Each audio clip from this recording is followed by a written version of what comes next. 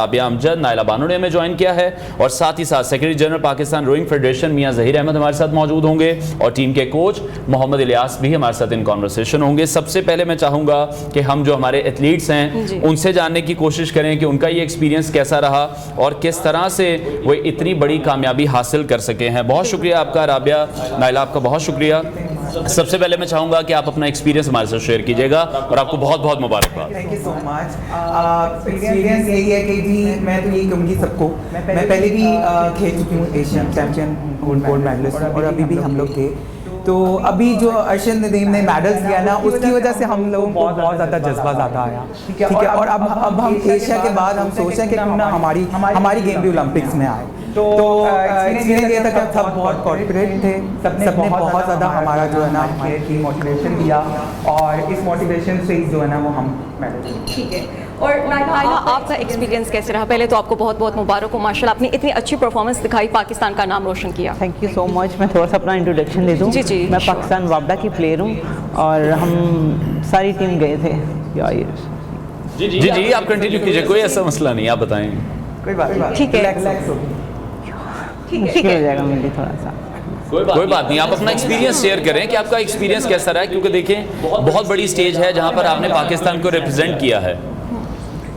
میں نے انڈیویجولی جو ہے سلور میڈل لیا ہے اور 2 ٹیم ایونٹ ہے میرے جس میں نے جو ہے نا ایک گولڈ اور ایک سلور میڈل لیا. تو آپ نے تو گولڈ میڈل لیا، آپ کیوں کنفیوز ہو رہی ہیں؟ آپ نے تو اتنے اچھے پلیئرز کو وہاں پر ہرایا ہے. چلیں ظہیر صاحب سے بھی بات کرتے ہیں. ظہیر صاحب، ہم ہمیشہ سے دیکھتے آئے ہیں، ابھی جیسے ارشد بھی جیتے ہیں تو بہت اس طرح سے بات کی جاتی ہے کہ جو پاکستانی پلیئرز ہیں کرکٹ کے علاوہ جتنے بھی ایتھلیٹس ہیں انہیں اسی طرح سے فیسیلیٹیٹ نہیں کیا جاتا. آپ اس حوالے سے کیا کہیں گے؟ فیسیلیٹیٹ اب کیا جا رہا ہے تو بچے اتنے میڈلز بھی لے کر آ رہے ہیں، مزید بھی یقینی طور پر بہتری کی گنجائش تو رہتی ہے. جی میں تو یہ کہوں گا there is always room at the top. اس میں یہ ہے کہ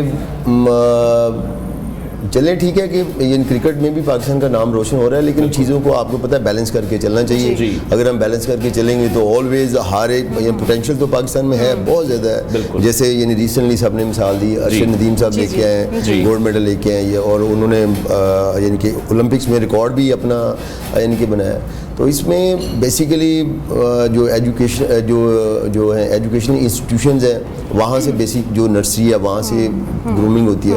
آل اوور دی ورلڈ یہی کانسیپٹ ہے کہ جتنے بھی ایتھلیٹس ہیں میجورٹی ان کی جو بھی ہے وہ ان کی پارٹیسپیشن ہی ان کے جتنے ایجوکیشن انسٹیٹیوشنز ہیں یعنی وہاں سے ہوتی ہے. تو ہمارے بھی اگر ان کو چیزوں کو اسٹریم لائن کیا جائے، حکومت اس کو سپورٹ کرے، یہ میں یہ نہیں کہہ رہا، یہ تو خیر ہر بندہ کہتا ہے کہ جی ہمیں سپورٹ کریں ہمیں سپورٹ کریں ہمیں سپورٹ کریں. چیزوں کو اسٹریم لائن اس طرح ہونا چاہیے کہ آپ کو بیلنس کر کے چلنا چاہیے کہ ہماری یہ پرائرٹیز ہیں، ہم نے سپورٹ کو آگے لے کے چلنا ہے. اب جیسے ہر 4 سال کے بعد ہوتی اولمپکس ہوتی ہے، اب لوگوں نے پلان کی ہوئی ہے 4 سال کی، ہم نے اپنی اس ایتھلیٹ کو آج سے 3 سال بعد یہ والا کمپٹیشن کھلانا ہے، آج سے 2 سال بعد یہ والا کمپٹیشن کھلانا ہے اور 4 سال کے بعد ہم نے یہاں پہ ہونا ہے. بالکل جو بھی آپ کے کچھ آپ کے شارٹ ہوتے ہیں ٹارگیٹس ہوتے ہیں، کچھ آپ کے لانگ ٹرم ٹارگیٹس ہوتے ہیں. تو یہ ساری چیزیں لے کے چلتے ہیں. تو اس میں ایسی کوئی چیز میں یہ نہیں کہہ رہا کہ یہ خالی روئنگ کی بات ہے، تمام سپورٹس ہاکی ہے، کبڈی ہے، یہ روئنگ ہے، فٹ بال ہے،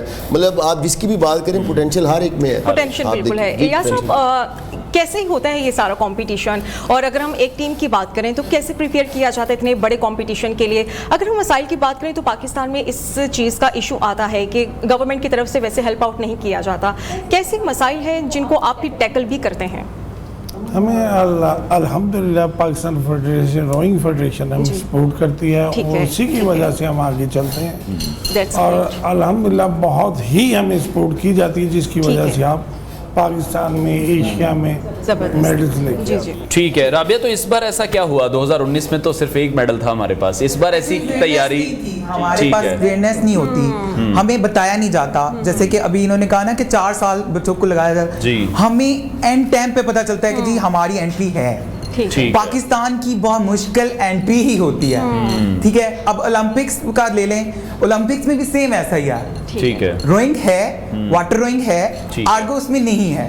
اور جو واٹر روئنگ کے بچے ہیں بھی ہمارے پاس میڈلسٹ ہیں، और बहुत बहुत मेहनत कर रहे हैं, लेकिन मसला क्या है, हमारी एंट्रीज ही नहीं होती, हमें बताया ही नहीं जाता। और जिस टाइम पे बताया जाता है सब बच्चों के पास वो लगाने के फंड्स नहीं होते, टाइम नहीं होता, और इसके लिए टोटली एक आपको वो जैसे सर ने बताया ना कि एक पूरा आपको पैकेज करके चलना पड़ता है कि इस टाइम पे मुझे ये करना है, ये करना है, ऐसे डाइट को अपने को मेंटेन रखना है। प्लेयर्स की लाइफ बहुत टफ है, बहुत टफ है।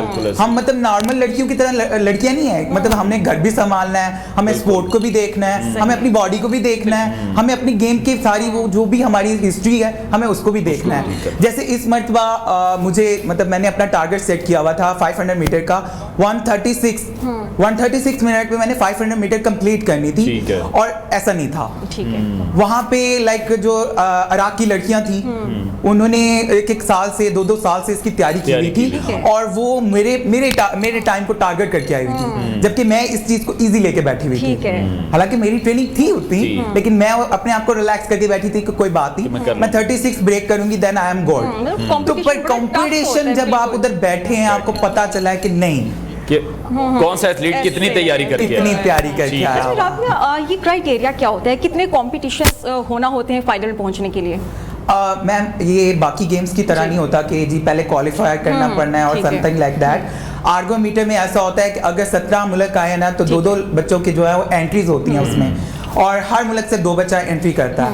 मतलब अगर टोटल अगर बात की जाए तो 300-400 मशीन्स लगी होती हैं, आप सबको बैठना पड़ता है। उसमें ये नहीं होता कि नहीं इसका पहले चला जाए, ये अच्छा है, ये जैसे हम पाकिस्तानी कर लेते हैं कि ये टीम पहले बैठा दो, ये अच्छी है, इनकी आपस में फाइट करवा दो। वहाँ ऐसा नहीं है। जैसे इंडिया भी आया हुआ था उधर, सब इकट्ठे बैठे थे, सब इकट्ठे बैठे थे। नाइला, आप कुछ शेयर करना चाहेंगी अगर आप इजी हो चुकी हैं थोड़ा सा इस कंपटीशन के हवाले से, इस चैंपियनशिप के हवाले से अपना कोई एक्सपीरियंस अगर आप शेयर करना चाहें? एक्सपीरियंस मेरा माशाल्लाह बहुत अच्छा रहा। मैं भी जैसे राबे ने बताया कि इंडिविजुअली तैयारी करके गई थी कि मैं इंडिविजुअली मेडल लेके आऊँ, और मेरी कोशिश थी कि गोल्ड लेके आऊँ, लेकिन मेरे वेट के कुछ इश्यूज थे, मैं वेट थोड़ा डाउन कर रही थी, तो जिसकी वजह से जो है ना मैं सिल्वर मेडल पे आई हूँ। लेकिन फिर भी पाकिस्तानी टीम के लिए एक ये है कि जो टीम के साथ आपने मिलकर ये कारनामा सर अंजाम दिया है, तो वो टीम का भी मोराल बुलंद होता है, और हमने देखा है कि 5 गोल्ड मेडल भी आए हैं।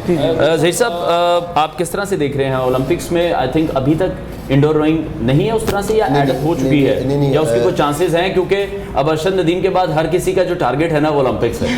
नहीं, बेसिकली इसमें as a matter of pride Pakistan rowing federation तो ऑलरेडी पहले सिडनी ओलंपिक्स 2004 में जा चुकी हुई है। ठीक है। इसमें 2 इवेंट्स में ये हमारे प्लेयर गए थे, 2 आर्मी के लड़के थे और 1 नेवी के लड़का था।